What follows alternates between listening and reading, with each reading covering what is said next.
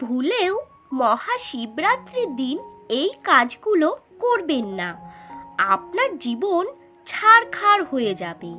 জীবনে অশান্তি ছাড়া শান্তি পাবেন না। তাই বন্ধুরা, জেনে নিন এই দিন কোন কাজ থেকে আপনারা দূরে থাকবেন।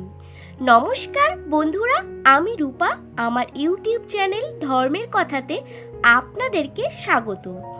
আমার এই ভিডিও যদি ভালো লাগে তাহলে একটা লাইক ও কমেন্ট বক্সে হর হর মহাদেব লিখে কমেন্ট করবেন ও চ্যানেলটিকে সাবস্ক্রাইব করে দেবেন। বন্ধুরা, ভিডিওতে যাওয়ার আগে একটাই কথা বলবো, ভিডিওটি আপনারা স্কিপ করবেন না, তাহলে অনেক কিছু মিস করে যাবেন। আর কিছুদিনের মধ্যেই আমাদের হিন্দু ধর্মের মানুষদের কাছে খুবই গুরুত্বপূর্ণ একটি দিন, বলতে গেলে বাবা শিব ঠাকুরের আমরা যারা ভক্ত আছি সারা বছর অপেক্ষায় থাকি এই দিনটির জন্য। হিন্দু শাস্ত্র মতে অতি পবিত্র দিন এই শিবরাত্রি। ফাল্গুন মাসের কৃষ্ণ চতুর্দশী তিথিতে মহাশিবরাত্রি পালিত হয়। বন্ধুরা, মহাশিবরাত্রি অতি পবিত্র একটি দিন, বহু প্রার্থনা পূরণের দিন, সব হতাশা অপূর্ণতা ঝেড়ে ফেলে নতুন কিছু শুরু করার দিন। এই দিন আমরা সবাই মহাদেবের পুজো করি। আমাদের দেশের বিভিন্ন জায়গায় খুব ধুমধামের সাথেই এই মহাশিবরাত্রি পালন করা হয়। বন্ধুরা, এই দিনটি পালন করার কিছু নিয়ম রয়েছে। এই দিন কিছু কিছু কাজ করার থেকে দূরে থাকবেন, না হলে মহাদেবের চরম আক্রোশের মুখে পড়বেন। জীবনে নেমে আসবে অন্ধকার। তাহলে বন্ধুরা, জেনে নিন কি কি করলে আপনার জীবনে সর্বনাশ হতে পারে। বন্ধুরা, কেতকী ফুল ভুলেও ভগবান শিবকে অর্পণ করবেন না। শিবপুরাণ অনুসারে ভগবান শিবের পুজোয় কেতকী ফুল ব্যবহার করা উচিত নয়। এটি ভগবান শিবের অপছন্দের ফুল। নারকেল জল। বন্ধুরা, নারকেল নারায়ণ মা লক্ষ্মীর খুবই প্রিয় ফল।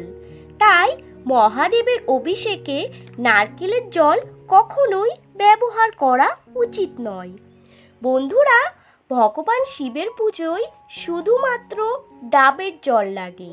তাই ভুলেও নারকেল বা নারকেলের জল ভগবান শিবকে নিবেদন করবেন না। তুলসী পাতা। বন্ধুরা, ধরা হয় তুলসী হলো মা লক্ষ্মীর আর একটি রূপ। তাই আমরা তুলসী গাছকে মা লক্ষ্মী ভাবি। তুলসী হলো নারায়ণের স্ত্রী।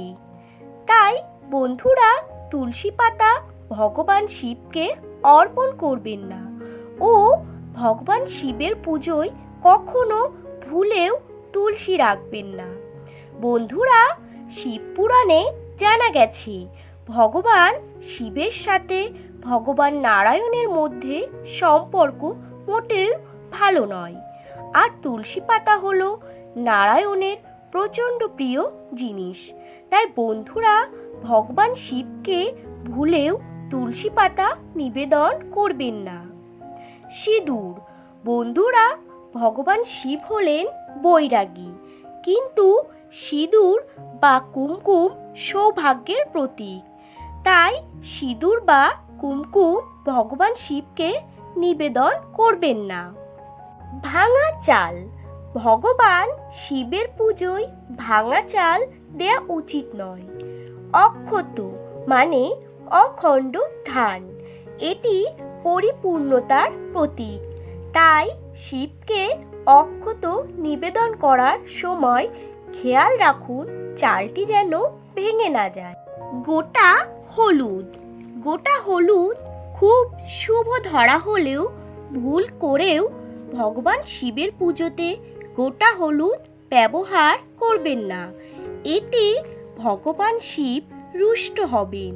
তাই বন্ধুরা, আমরা কখনোই চাইব না ভগবান শিবের রুষের মুখে পড়ি।